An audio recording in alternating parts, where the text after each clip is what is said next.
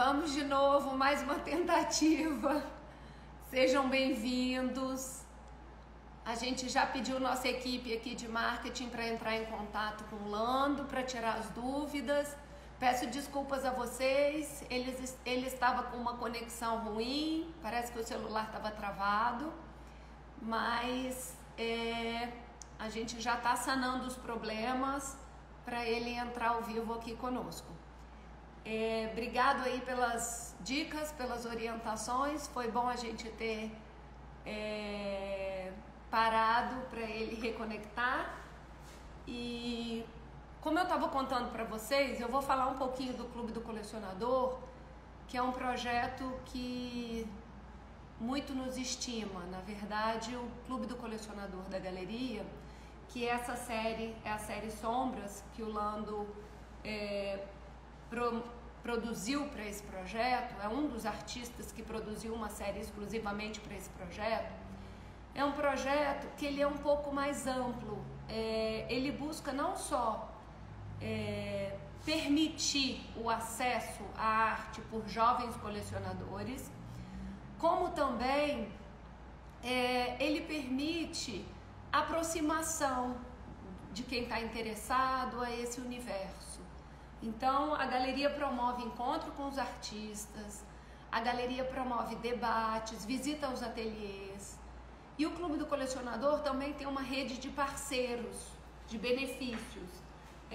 Então, a gente conta com vários empreendimentos parceiros que, junto a esse contexto, ele travou. Vocês estão me ouvindo? Alguém me falou aí que travou. Mas enfim, vamos dar continuidade. Eu vou falando um pouquinho até a gente receber o Lando. Então, essa ideia é exatamente trabalhar com uma formação de público, trabalhar com acesso à arte contemporânea e fomentar, de uma certa forma, o colecionismo. O Clube do Colecionador é um projeto que tem 6 anos e no último ano ele ganhou um novo formato. Ele ganhou o formato de séries exclusivas. Então foram 20 artistas convidados. Os artistas desenvolveram todos eles uma obra exclusiva para Matias Brotas e cada colecionador podia, ou pode, né, nesse caso, selecionar 3 obras para começar essa coleção. Foi super interessante, nós tivemos uma adesão enorme, vários jovens colecionadores ingressaram nesse universo, estão conosco. Como é um projeto anual, isso é super interessante porque faz com que o colecionador tenha essa recorrência, então ele participa em um ano, no ano seguinte ele renova a adesão e faz com que aos poucos a gente consiga ir criando uma cena do colecionismo buscando a formação. Então, de uma certa forma, o projeto visa mesmo a formação, a aproximação nesse universo e, consequentemente, a produção artística, porque os artistas são convidados a produzir uma obra exclusiva para esse cenário. Nós já tivemos várias obras esgotadas e com isso, todo ano, a gente cria uma nova exposição. Eu vou tentar mais uma vez ver se o Lando está aqui. Eu já fiz uma breve apresentação do Lando. O Lando é um artista que está conosco desde a concepção da galeria. Ele é um dos primeiros artistas a trabalhar com a Matias Brotas. A galeria, para quem já acompanha e está conosco, é uma galeria que está fazendo agora 14 anos. Dentro desses 14 anos, muitos projetos foram sendo implementados. Eu falei um pouquinho no início, hoje a gente tem 5 projetos. Um é o Clube do Colecionador, o segundo é agora ele apareceu, Eu vou acabar de falar só para a gente convidá-lo. O segundo é o ciclo de cursos. O terceiro, as viagens de imersão. E o quarto, o Arte Cria. E o mais novo projeto da galeria é o Encontro com Sensível, que a gente ainda vai lançar em 2020, se Deus quiser. Vou chamar o Lando, que está aqui conosco. Peço desculpas a vocês pelo transtorno.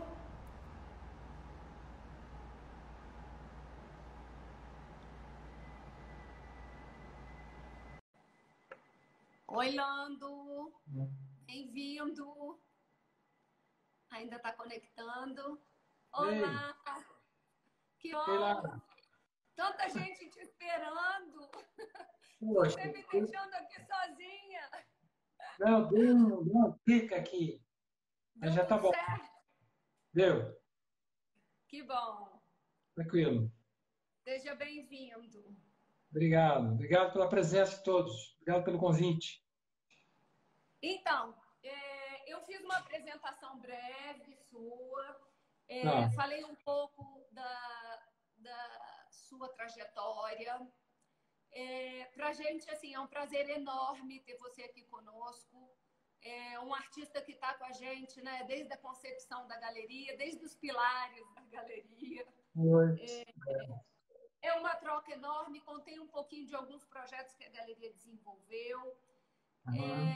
A gente pensou em começar a fala de hoje através do seu percurso com o livro que você lançou há pouco tempo, né? Não, não tem tão pouco tempo assim. 2014.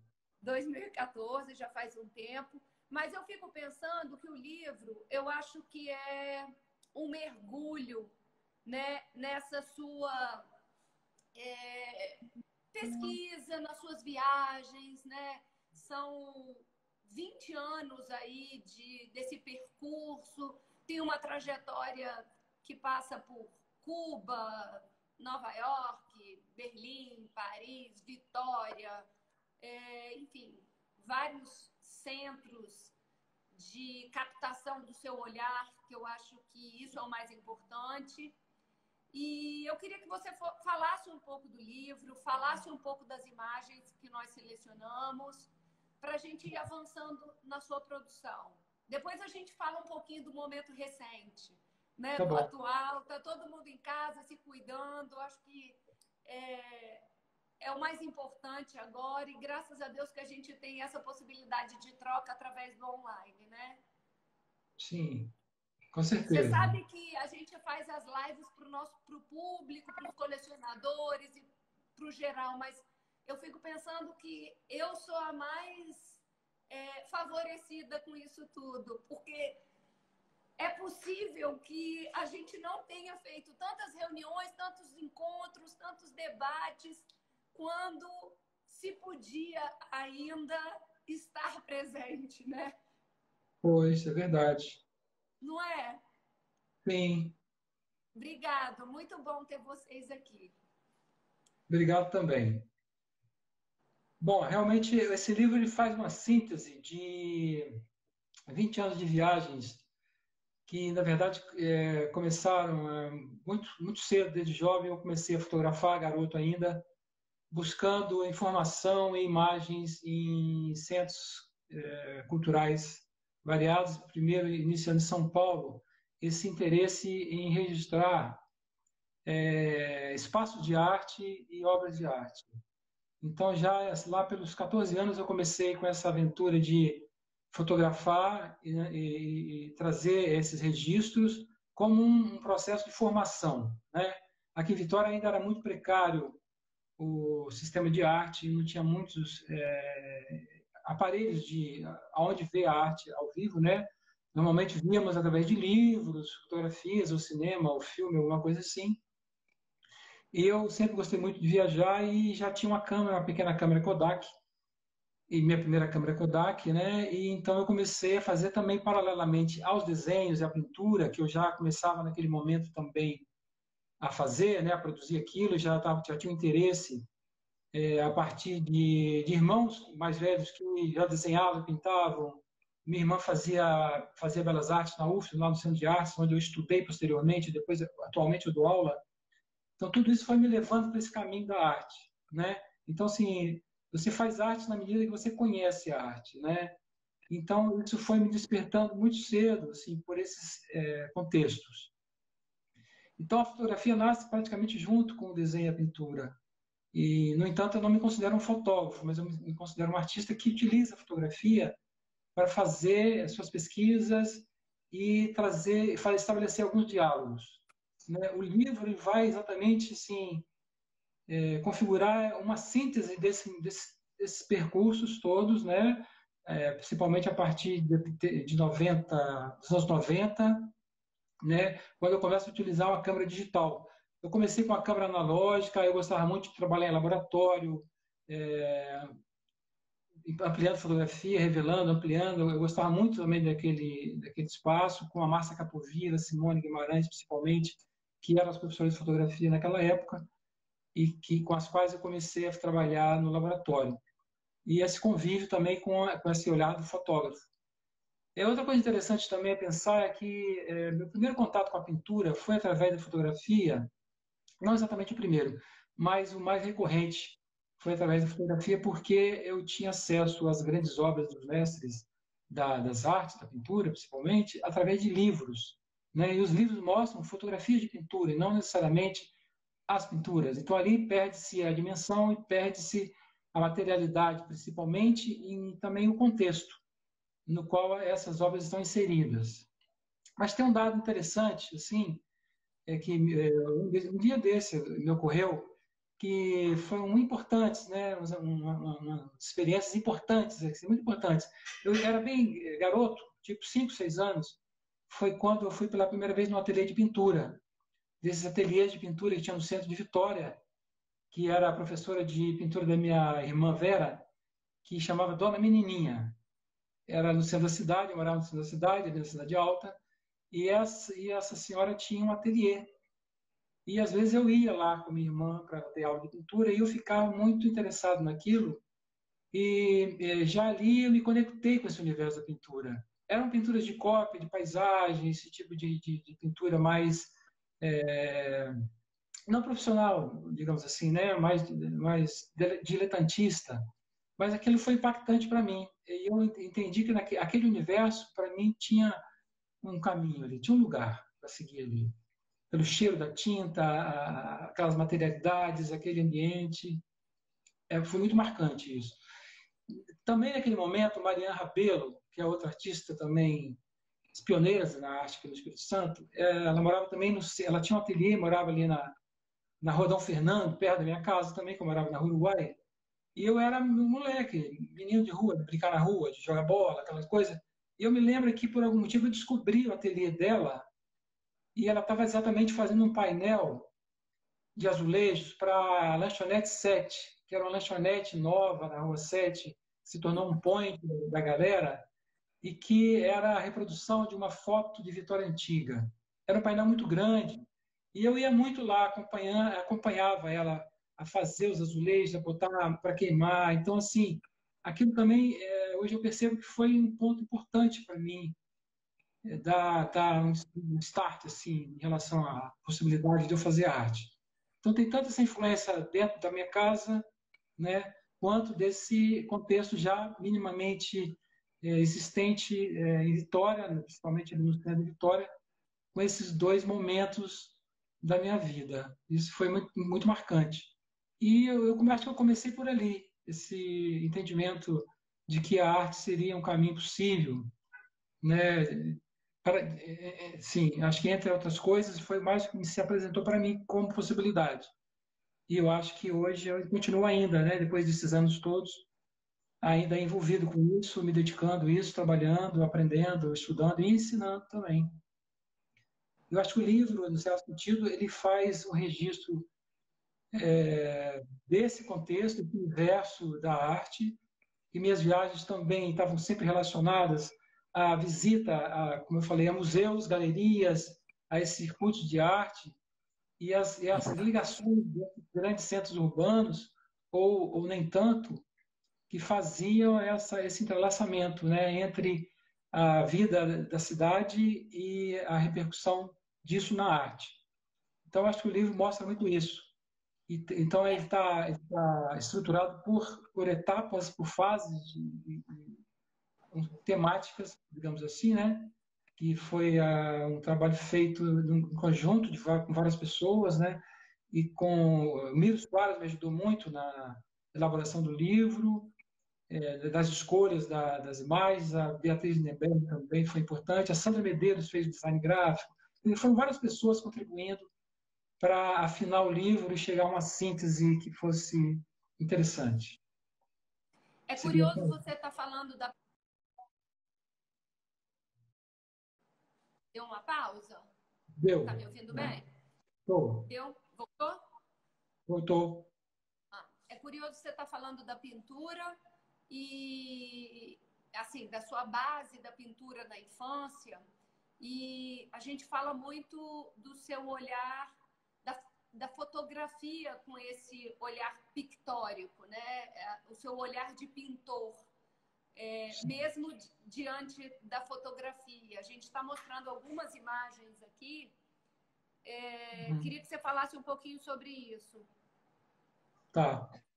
Então, eu gosto de realmente ter uma relação grande com a pintura na medida que eu valorizo aquilo que seria um defeito na fotografia, provavelmente, o pixel estourado, a baixa luminosidade, subexposição, superexposição, uma série de condições que a princípio seriam negativas, né, ou consideradas erradas na pintura, que me interessam muito, né? Essa diluição, essa indefinição de contornos, a granulação excessiva, uma série de situações visuais, né, gráficas e pictóricas que me interessam muito mais do que caminhar por uma direção que leve para a perfeição e a beleza clássica da fotografia, como o Cartier-Bresson, por exemplo, ou o próprio Sebastião Salgado, sem querer aqui estar me comparando a ninguém, obviamente. Obviamente, são grandes fotógrafos, né? Assim, mas não é esse, embora me encantem esses artistas, né? Eu acho, sou um grande admirador da obra deles, mas a minha maneira de pensar fotografia, sentir e perceber, né? Me leva para um outro caminho, me levou para outro caminho, porque o exercício da pintura veio junto, né? Então a mancha me interessa, a materialidade me interessa, a cor, a própria cor exacerbada, né? Pouca delimitação de áreas, de contornos, os próprios temas, né, como esse navio, esse casco de navio que eu fotografei ali na Baía de Vitória, a caminho do Museu Vale, por exemplo, ia de caiaque, né, de barco, de catraia, e eu ia fazer muito esse percurso para fotografar também. Então, também, isso já é, na verdade, uma fotografia de uma superfície pintada, né? De um navio que é verde e rosa, por exemplo, né? Com nuances, com desgaste do tempo, atuando sobre as cores. Quer dizer, isso são discussões de pintura, né? E que a fotografia agrega, a fotografia viabiliza essa apropriação. Então, isso que me interessa. Eu não posso me considerar, exatamente, um fotógrafo, como sempre fala, no sentido mais tradicional de fotografia, porque não é a minha abordagem, né? O próprio André Rouillet, tem um crítico, um pensador francês, que também é artista, ele trabalha com a ideia de fotografia, né? O artista-fotógrafo e o fotógrafo-artista. São dois conceitos assim, que ele trabalha para poder diferenciar um pouco esse limite, né? Então, assim, acho que é interessante perceber isso, como essas coisas se dão. Eu posso fazer uso da fotografia como eu faço da tinta, o pincel e a tela, né? Eu uso com essa mesma finalidade, pelo menos finalidades semelhantes, né? Mas está com um olhar para discutir fotografia.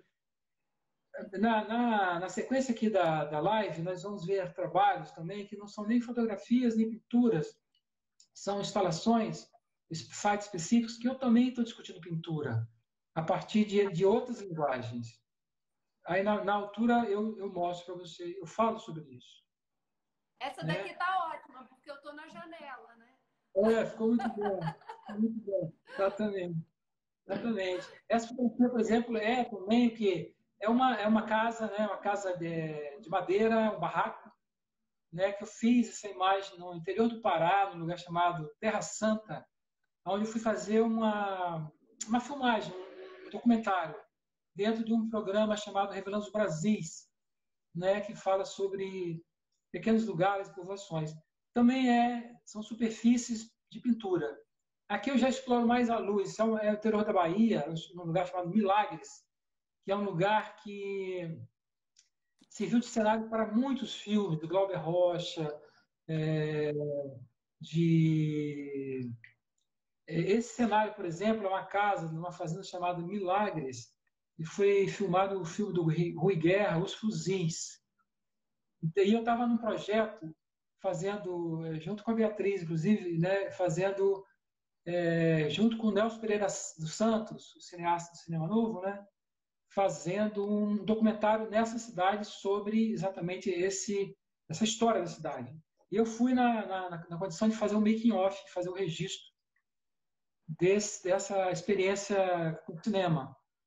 E é um lugar encantador, uma casa, antiga casa de fazenda, que foi apropriada, né? Foi abandonada há muito tempo, depois foi apropriado por algumas famílias que moram nessa casa, uma casa muito grande, embora pareça que seja uma pequena casinha, mas é uma casa muito grande, com muitos cômodos, 2 andares, uma típica casa de fazenda, aonde a iluminação me encantou profundamente, né? Tem um caráter mais barroco da luz, né? Nesses elementos vermelhos que pontuam essa relação do claro e escuro, né, desses contrastes de luz intenso. Quer dizer, isso é uma lição de pintura, na verdade, né? E, na verdade, a fotografia aprende muito com a pintura, e sempre aprendeu muito com a pintura, né? Os enquadramentos, as composições, né, a relação das cores, sempre os fotógrafos, os bons fotógrafos, eles conhecem muito a pintura, na verdade, né? Lando, essa série é uma série que depois rodou o mundo, assim, né? Ela foi para uma exposição aqui no Museu da Vale, foi essa com curadoria do Paulo Reis. Na Foi. sequência, se eu não me engano, ela foi para uma exposição em Berlim, com curadoria da Teresa Ruda, né? Sim. Eu acho que eu tenho alguma imagem aqui, queria... Tá, essa aqui eu só queria comentar que essa imagem aí mostra exatamente. Eu optei, né, com a Teresa de fazermos Essa. uma intervenção. É essa aí naquele contexto lá. É uma galeria Tá. chamada Vale do Elefante, é uma galeria que ficava na fronteira entre o leste e o oeste da Alemanha, já na parte depois da queda do muro, né? Essa exposição aconteceu no ano do Brasil na Alemanha. E aí nós pensamos em fazer exatamente uma instalação de grandes fotografias na parte externa da galeria, que marca a entrada da galeria. Então eram 9 fotografias bem grandes instaladas na arquitetura da galeria. Eu já tinha tido essa experiência no Museu Vale. Eu também tinha instalado, né, essas fotos na parte externa do galpão. Então funcionava exatamente como grandes janelas que davam acesso para o exterior, para o interior. Então os navios passavam e os marinheiros, as pessoas de alguma forma se manifestavam em relação a essas imagens. Então foi uma experiência muito legal. E aí eu procurei repetir isso, sugerindo que fizéssemos lá em Berlim também. E lá em Berlim essa exposição ficou durante 6 anos em cartaz, digamos assim, ocupando esse espaço externo, né, que na verdade era um Hof, era um ambiente que dava entrada à galeria, são jardins internos, né? Então eu me lembro, aí eu tive a oportunidade de voltar algumas vezes, anos depois, esses anos seguintes a Berlim, e ter novamente contato com essas fotografias, e eu vi que tinha se tornado um ponto turístico.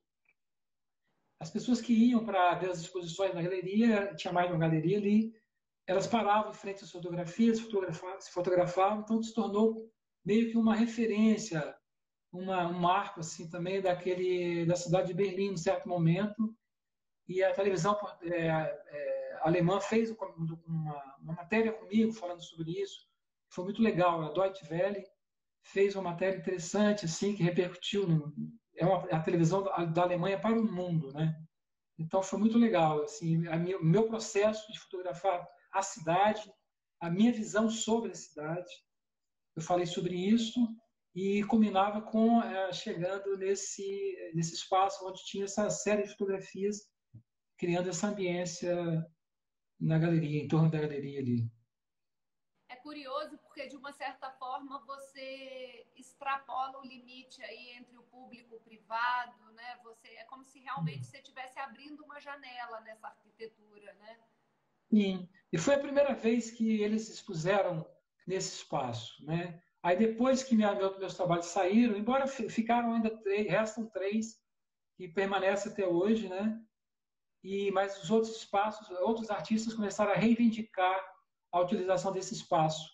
E outros projetos vieram para ocupar esse espaço também, de uma forma mais democrática, digamos assim, né? Que bom, né? Muito bom, muito bom. Essa daqui foi essa exposição na Vale, né? No Museu da Vale. Sim, sim.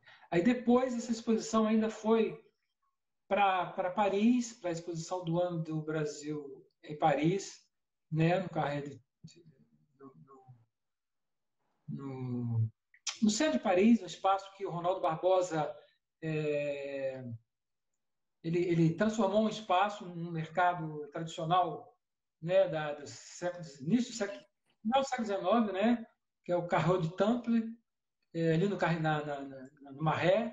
Ele transformou esse espaço num grande espaço cultural.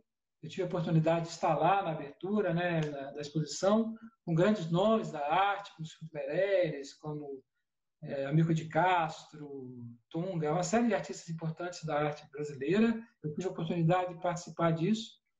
Foi muito interessante, assim, muito importante. E depois dessa exposição também eu fui convidado pela Kátia Canton para mostrar essa série de trabalhos no museu, no MAC, Museu de Arte Contemporânea do Ibirapuera, num projeto chamado Heranças Contemporânea, que falava sobre a questão de interior de casas, habitações. E aí eu estava num núcleo que remetia ao Volpe, na medida que o Volpe começa a série de pinturas dele com essas paisagens urbanas, de casa, pequena casa dos bairros paulistas, esse tipo de coisa, e ele vai depois para as bandeirolas, que é uma síntese dessa relação da relação dos telhados, na verdade, né? As cumieiras é que fazem aquele centro vazado das bandeirinhas do Volpe. Então, eu fiquei nesse núcleo do Volpe. E, na sequência, eu fui chamado para uma exposição chamada Territorialidades, no MAC do Ibirapuera também, que foi muito legal. Então, a exposição teve uma vida muito longa, assim, né? Um percurso muito interessante. Eu queria mostrar aqui, queria que você falasse um pouquinho.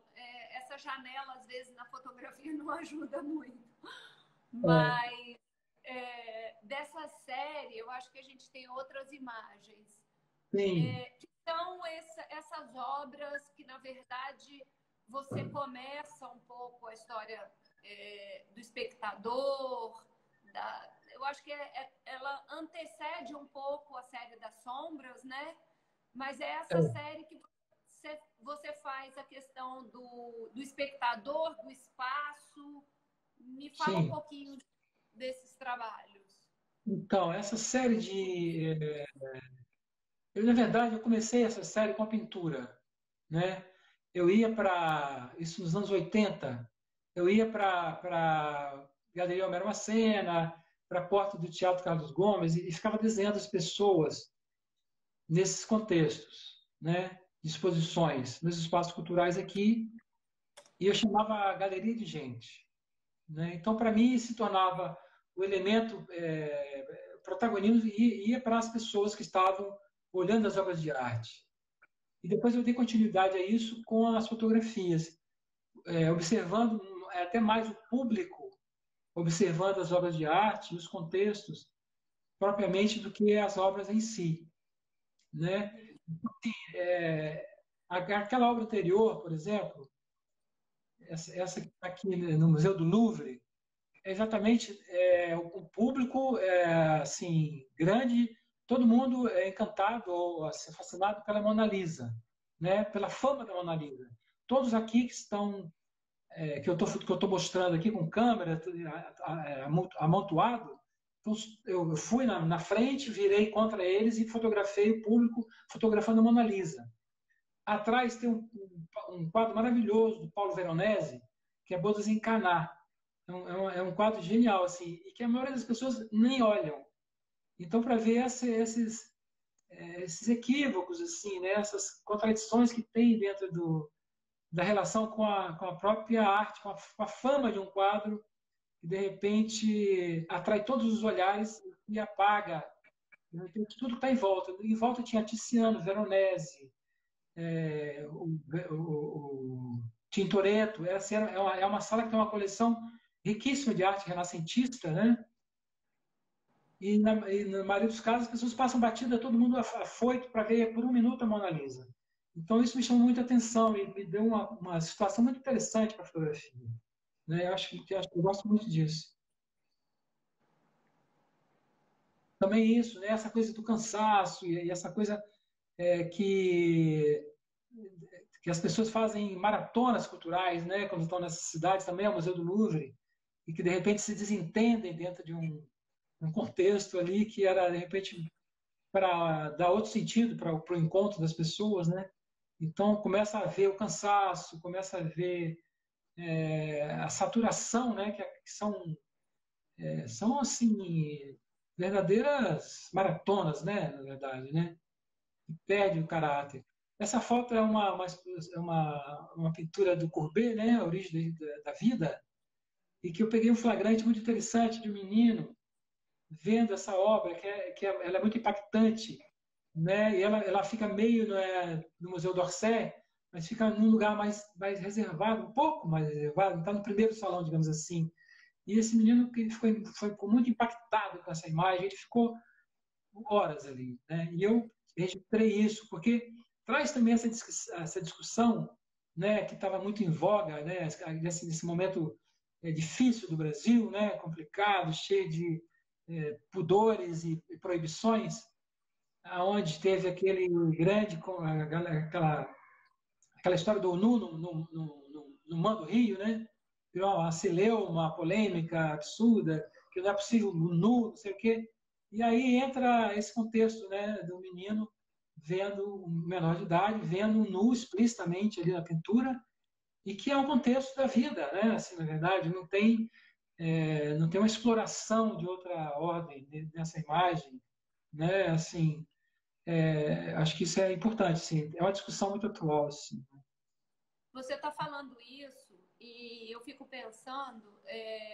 Depois eu vou até ler um trecho do livro, do seu livro, Aham. e que eu acho tão atual assim para o momento vigente, assim.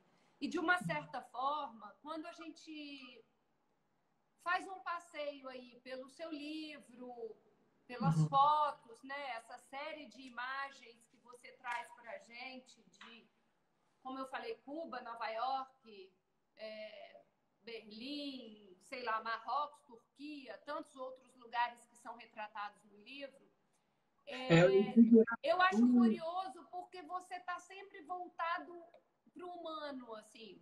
Seja através do suporte, assim, às vezes através da pintura, você está tratando o autorretrato, às vezes através da fotografia, ou a série Sombras, ou não. E tem uma coisa que você escreve como se fosse os encontros com a vida. Uhum. É curioso isso, porque a todo tempo você está se lançando para essa reflexão do humano, me parece, assim, dos comportamentos, da relação com o espaço. Essa própria série dos museus, assim, é a relação do espectador com a arquitetura e com a obra, né, propriamente dita. Não sei, fico a pensar isso. Aqui, por exemplo, tem alguns registros. Essa foi uma exposição na Vale? Foi no Museu Vale, sim. Passagens itinerantes da arte, sim. Eu trabalhei exatamente o contexto dos museus, exatamente, trazendo exatamente o público do museu, né, e trouxe alguns elementos No caso, tem a pintura do Velázquez, né, que é um quadro que é uma grande lição de pintura, né, que eu ampliei com um tamanho muito maior do que a pintura propriamente dito. Essa fotografia eu fotografei no Museu Maior em Paris, na exposição do Francis Bacon, na exposição dos Papas e dos autorretratos que o Francis Bacon tem essas séries. E ele partiu para fazer as pinturas dos Papas a partir dessa pintura do Velázquez, né? Então eu fui nessa exposição, fiquei muito impactado. E o Bacon é um artista que eu realmente gosto muito, que eu gosto muito, né? É uma referência para mim. E aí foi um ponto de partida também para eu pensar essa exposição e lançando mão de uma apropriação. Eu apropriei essa imagem, superdimensionei, porque ali você vê a pincelada, você vê a materialidade e a força expressiva desse trabalho, que é uma grande lição de pintura. Sobre a questão desse encontro com a vida que você falou, na verdade, sim, a gente não é nada sem o outro. Na verdade, nós nos construímos pelo outro, né? Eu acho que esse momento que a gente está vivendo agora de isolamento social, acho que potencializa a percepção disso de uma forma jamais experimentada, não é? Tanto que eu estou fazendo agora, depois a gente vai mostrar, né, a série que eu chamei de In Vitro, que fala exatamente desse isolamento, de como você Posso mostrar? pode estar no laboratório, né? Assim, você está como se fosse uma experiência de uma cultura in vitro, né? Eu acho que são pequenos formatos, né, de 20 por 20, 30 por 30, em preto e branco, que eu comecei a buscar, a partir dessas telas em branco, a pensar essa situação e os estados, a variação de estados pelos quais a gente passa durante esse confinamento, né? Assim, tem sido muito interessante buscar esse diálogo com a pintura e o desenho a partir do preto e branco e a partir da própria descoberta da imagem per si, porque eu não tenho imagem de referência, não parto de outros referenciais, eu parto da própria sugestão da tela, eu parto da própria memória, né? Da memória de exercícios, por exemplo, de modelo vivo, quando fazia arte, né? Recuperando toda uma elaboração assim mnemônica, né? Mnésica, né? Por anamnese, uma coisa eu vou reconstruindo na pintura isso. É muito disciplinar, isso é uma forma disciplinadora, né, da mão, né, de construir essas anatomias, né, construir esses espaços. Tem sido muito interessante. Eu já tenho uma série com cerca de 30 trabalhos que eu iniciei em abril, a partir desse confinamento. Deixa eu te falar uma coisa. Quando eu falei do texto, a gente conversou um pouquinho sobre essa questão do momento presente e eu fui pegar um pouco para ler o seu livro e tem um texto que é de sua autoria, aonde você escreve o seguinte: o deslocamento me encanta, falando mais especificamente sobre a série de fotografias, né? As potencialidades contidas aí, as condições que se apresentam, o ser humano em infinitas proposições e possibilidades. Aqui aparece o ser humano encantador, protagonista da vida em variadas dimensões. O ser que se contorce na ignorância original, que flutua na dor e nas delícias do viver. Sim. Que se perde e se orienta no transe ordinário do cotidiano. Sim. É Pois é. impressionante, assim, porque você está falando isso sobre a série de fotografias, dessa passagem sua que você fala que é cristalizar aquele momento, né? Mas não poderia ser mais original do que o momento presente, né? Assim, por isso que eu fico pensando que essa relação com o humano é recorrente em todo o processo, né? Sim. Porque não há outra possibilidade, né? Assim, ninguém se Claro. constrói sozinho, ninguém se constrói apenas com o espelho, né? Eu acho que assim, o espelho está no espelhamento do outro, do olhar do outro, né? se nós, assim, eu acho que a experiência relacional, né, é o que já a psicanálise fala, né? Se a gente pegar o Lacan, o estádio do espelho, ele dá ali, ele constrói uma teoria, né, da afirmação do eu e a descoberta do eu e a construção dos limites do eu a partir da imagem do espelho, mas confirmada pelo olhar do outro. Essa é, essa é a grande sacação. Então, quando a criança lá, naquela fase embrionária lá, entre um ano e pouco, se encontra, se olha no espelho e percebe que é ele, ele vai procurar a confirmação no olhar de um adulto, de alguém que esteja próximo a ele. Então, ali ele pergunta assim, pelo olhar, aí a pessoa vai responder, né, implicitamente, sim, és tu. Né? E eu tive eu passei por essa experiência com meu primeiro sobrinho, que é o Flávio, foi inclusive um dos motivos pelos quais eu comprei a câmera fotográfica, para registrar o nascimento dele, o crescimento dele. E eu me lembro que eu estava na casa de meus pais, com ele, e ele abriu a porta do guarda-roupa da minha mãe e tinha um espelho na porta do guarda-roupa, que foi quando pela primeira vez ele percebeu que tinha uma coisa estranha ali. E aí ele fechou a porta e olhou atrás da porta para ver se tinha alguém. E aí várias vezes eu olhava a imagem dele e olhava a porta, até o momento que ele olhou para mim, entendeu que era ele. Né? Então é muito interessante isso, como você o tempo inteiro você tem que se desdobrar, né? Assim, para se construir você precisa se dividir, em certo É sentido. a relação de interação e dependência do outro, né? Sim. E eu acho curioso porque essa é uma série, eu estou mostrando aqui uma imagem, não sei se para todos que estão nos assistindo conseguem entender a imagem, a série Sombras, né? Que são autorretratos do Lando. Mas eu acho que assim, é uma das séries que eu me emociono muito, acho que fala exatamente disso, né, que a gente está dizendo. Sim. E a sombra é interessante porque a primeira manifestação da alma humana foi a sombra, né? Com povos primitivos. Então a sombra era exatamente o duplo do eu e a sombra seria um elemento que de alguma forma daria continuidade, daria imortalidade ao homem. Né? Isso é um pensamento primitivo e depois vai se transformando ao longo da cultura. Se pegar, a literatura do século XIX, início do século XX, foi muito rica em tratar a sombra, e tem um conto do Dostoiévski, que é o duplo. Né? E o conto conta a história de um jovem que queria ser rico e famoso. Então aparece um homem que propõe a ele comprar a sombra dele. E ele topa. Em troca da sua sombra, você vai conseguir tudo que você quer.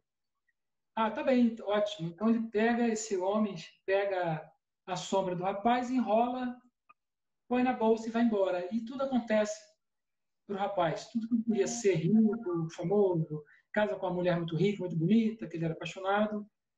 Só que aos poucos as pessoas começam a perceber que ele não tem sombra. E ele começa a cair em maldição. Porque quem não tem sombra não tem alma. Né? Então, assim, ele entra no conflito que aí vai desenrolar o livro. Então, isso é muito sintomático, muito emblemático. Né? Se a sombra, por um lado, pode ser vista como um lado negativo da vida, que no Ocidente tem essa característica, né? Adquire essa característica por superstições, por ritos antigos, mitologias longínquas, que o Otto Rank, que é um psicanalista, amigo do Freud, né? Em 1914 ele lança um livro chamado Duplo. Ele trata da questão da sombra também. E fala sobre essas questões todas que eu me referi, a partir da literatura, a partir de estudos antropológicos e psicanalíticos, ele vai tratar a sombra. Outro aspecto interessante da sombra está ligado às artes plásticas, né? Numa fábula publicada por Plínio, um historiador que tem uma obra muito vasta, História Natural. No livro 35 dessa coleção, no século I da era cristã, ele trata da questão da representação, do nascimento da representação na arte. Então, ele remete a uma fábula que foi contada muitos séculos antes dele, né? Muitos séculos antes do século I da era cristã, que narra que a representação na arte nasceu quando, pela primeira vez, uma jovem apaixonada delineia a sombra do seu amado, projetada numa parede, né? Com carvão na parede, numa parede dessa sombra, essa projeção da sombra na parede. Esse jovem parte para a guerra e morre. Então, assim, a arte nasce, segundo essa perspectiva, como um ato amoroso, um ato de tornar presente aquilo que se vai. Aquilo que vai se ausentar, você dá presença e permanência através do desenho. Né? Então, esse início amoroso, né, da sombra, de fazer uma coisa substituir a outra, né? Tem um rito de substituição nisso aí, que é muito interessante, que a gente pode pensar isso na arte hoje também. Né? Eu acho que essa fábula ela é fundamental também para se pensar a relação com a arte. Aí a sombra vai adquirir, no princípio é uma mancha escura, né? Vai ser preenchida depois com argila, porque essa situação, essa fábula passa em Corinto, na cidade de Corinto. Essa moça é filha de um oleiro, né, um ceramista chamado Butades, e que vai dar volume a essa sombra, vai transformar essa sombra numa escultura, vai se tornar um objeto de culto. Vai ser levado para o templo das ninfas em Corinto e se torna um objeto de culto. Vai ver também como a relação entre arte, magia e religião também estão intrinsecamente ligados em sua origem. Né? E com a evolução da pintura, já na Grécia clássica, e depois a sombra assume outro caráter, um caráter de substancializar a figura, ou seja, através do claro escuro, né, nas pinturas clássicas e barrocas, a sombra é um elemento essencial para dialogar, né, fazer essa dialética entre luz e sombra que vai resultar na substancialidade dos corpos. Os corpos ganham substância, consistência e realidade a partir da sombra, dessa relação de luz e sombra. Então, a sombra apresenta muitos aspectos interessantes para se pensar plasticamente, né? E não só, né? Filosoficamente, poeticamente, essa relação do homem, da figura humana, do ser humano, digamos assim, né? Tem uma coisa curiosa até da série que a gente mostrou recentemente, que é essa, que foi uma das obras selecionadas para o Clube do Colecionador, que inclusive está aqui atrás de mim, Sim. que é a questão de você colocar o espectador no lugar do fotógrafo, né? É aquilo que a gente estava dizendo, é de colocar no lugar do outro, né? Esse outro olhar, né? Que a sombra também te leva a isso, né? Você Sim, está porque, conseguindo?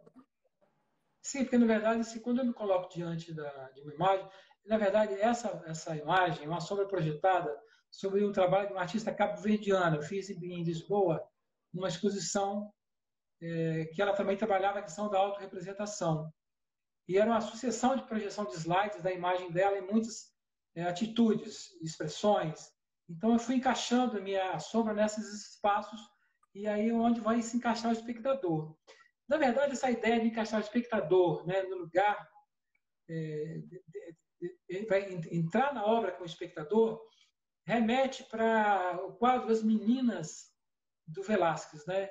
Quando o Velázquez se coloca no primeiro plano, olhando o espectador, né? Coloca o tema principal do quadro, são os reis, no fundo, que não aparecem explicitamente na imagem, aparecem só como reflexo no espelho no fundo da cena, e coloca o espectador na medida que ele amplia esse espaço pelo olhar e pela continuidade do espaço para o espaço da realidade. Então, no certo sentido, eu expando, procuro expandir o espaço da representação para o espaço real, né? O espaço da realidade. É um pouco isso, sim. Pega uma carona nisso um pouco. De forma diferente, mas pega um pouco. É lindo, lindo isso, lindo. Você, de certa forma, joga também exatamente para o espaço vital, né? Sim. É lindo. A gente mostrou algumas imagens aqui dessa série, Aham. que é a série Sombras, né? Não sei se você quer comentar alguma delas em especial. Quer dizer, essa série surgiu a partir de deslocamento, né, de viagem, exatamente. Então, assim, tem esse caráter, essa relação entre arte e deslocamento, né? Vai se construindo na medida que eu fui percebendo a plasticidade, a riqueza da plasticidade da sombra, esse caráter evanescente, fluido, né, em transformação permanente, e de alguma forma projeta ou comenta sobre a própria instabilidade da vida, né, e a transitoriedade da existência e da nossa própria condição no mundo. Então, assim, tem um caráter fluido, evanescente, né, de transformação. Isso me interessa, essa plasticidade me interessa. E aí eu vou agregando a partir da sombra, da circunscrição pela área sombreada, né, vou incorporando essas riquezas visuais, texturas, cores, formas, né, planos, densidades. E isso tem um caráter plástico muito forte, né, que me interessa muito. E é muito lúdico trabalhar nesse diálogo, até um solilóquio, no certo sentido, com a própria sombra. Né? É extremamente agradável e divertido. Né? Principalmente quando eu projeto minha sombra sobre outras pessoas, que às vezes cria alguns conflitos. Né? As pessoas não entendem muito bem o que é isso. Mas Eu estou preocupada aqui com o nosso tempo. Eu queria mostrar o tapete e a noiva, que é um projeto. Ah, eu estou justo em cima da noiva. Então, esse trabalho foi a partir de um convite do meu orientador de doutorado, o professor José Quaresma, na Universidade de Lisboa, que ele tem um projeto relacionado com... É um circuito de universidades em várias partes do mundo. Nós fazemos exposições itinerantes com grupos de Lisboa, de Paris, Nova Zelândia, da Polônia. Aqui do Brasil, aqui de Vitória já teve uma participação também. Anualmente a gente faz uma série de exposições, né, e artistas vão para um lado e para o outro. Né, há uma troca desses artistas. Então a primeira participação minha foi esse com o tapete, e foi quando pela primeira vez eu entrei na igreja, antiga igreja do colégio do Convento do Carmo, que é uma igreja gótica que foi semi-destruída pelo terremoto de 1755, que destruiu muito de Lisboa. Então é uma igreja, pela primeira vez quando eu entrei, tive um impacto que ela não tem teto, não tem telhado, né? E aí eu entrei tive uma epifania, porque a grande questão do gótico, né, era a transcendência, né? Essa verticalidade da arquitetura gótica, leva à transcendência, é para chegar ao céu. E você entrando numa igreja sem teto, você já chega ao céu. Então foi uma epifania. Eu falei, cara, isso aqui merece um tapete, né? Um tapete vermelho. Aí eu botei um tapete hierático, assim, dessas cores do sistema hierático, né? Do rosa, do roxo, do vermelho, e para fazer uma homenagem mesmo, abrir um tapete para aqueles que entram ali. Né? Então, quando eu botei esse tapete aí, as pessoas mudavam completamente o comportamento. Né? Tivemos, assim, bailarina de flamenco dançando em cima, gente deitada, rolando. Virou um palco, né, de atração para pessoas performarem. Né? Então, foi muito legal. É um tapete de 30 metros por 6 de largura, e esse espaço é um espaço mágico. Aí eu tive outras oportunidades. O outro trabalho seguinte, no ano seguinte, foi a noiva, exatamente com a inspiração na escultura do Bernini, o êxtase de Santa Teresa d'Ávila. Então eu pus um véu aí nesse pé direito altíssimo, um véu de 10 metros de altura, de renda, que fazia exatamente um grande véu, que era uma grande tela ao mesmo tempo, que a sombra se projetava sobre esse véu e que o vento mexia, trabalhava. Então havia toda uma interação com a obra também. Infelizmente, a janela do Instagram está exatamente na frente do véu, não está dando para ver na imagem. Nesse mesmo vão aí tem 10 metros de renda. Essa aí é o Jardim do Éden. né? Remetendo a ideia de que as Américas eram um paraíso na Terra, né? Aí volta ali que ali tem umas pessoas interessantes na outra, na anterior. Esse mais aqui à direita é o meu orientador, o mais à esquerda é um artista luso brasileiro, que é o Carlos Henrique, que é um grande escultor, um pintor interessante, que tem relações com Vitória, né? A Zambesi, a esposa dele, é uma designer de joias muito conhecida, colecionadora de arte lá de Portugal, que são muito amigos da Neuza Mendes também, né? Então, e ali são outros artistas portugueses. Esse é no dia da vernissage, e o Jardim do Éden remete exatamente a essa relação de que se pensava as Américas como o paraíso na Terra, o Éden, né? Aí eu levo o chitão, que é um tecido brasileiríssimo, tropicalíssimo, e coloco na sacristia, forro todo o chão da sacristia não, da capela mor da Igreja do Carmo, que é um espaço que não foi destruído totalmente, não perdeu o teto porque era de pedra. E aí eu crio um grande jardim, porque aí nesse espaço tem os sarcófagos de imperadores, de reis, né, de grandes personagens da história portuguesa.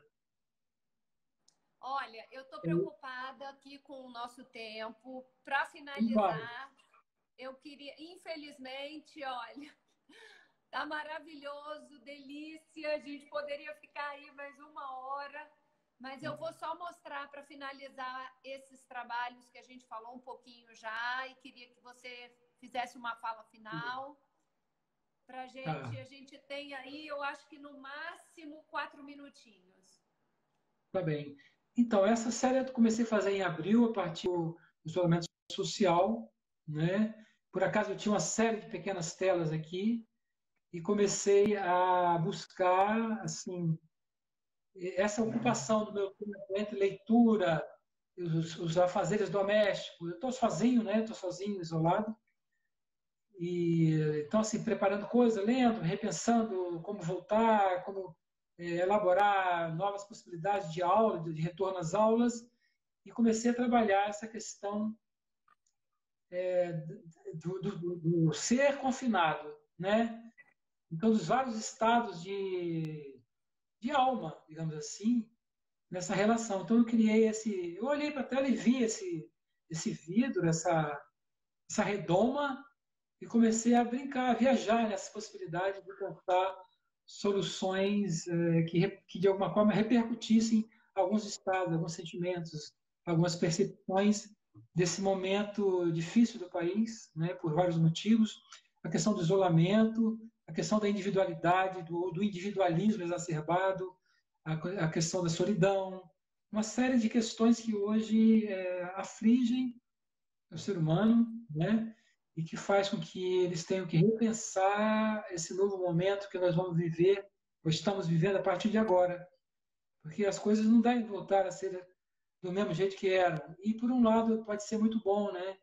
Eu acho que, sei lá, repensar o consumo, por exemplo, as maneiras de você interferir na natureza, na cidade, nas relações humanas, nas diferenças sociais, esse abismo absurdo, concentração de renda absurda, pobreza, né, essas minorias. Então, assim, eu acho que é um momento importante de reflexão. Eu acho que o artista está sempre voltado para essas questões, né? Eu acho que é um momento interessante, intenso. Eu tenho trabalhado muito diariamente, eu tenho tentado muito durante muitas horas, né?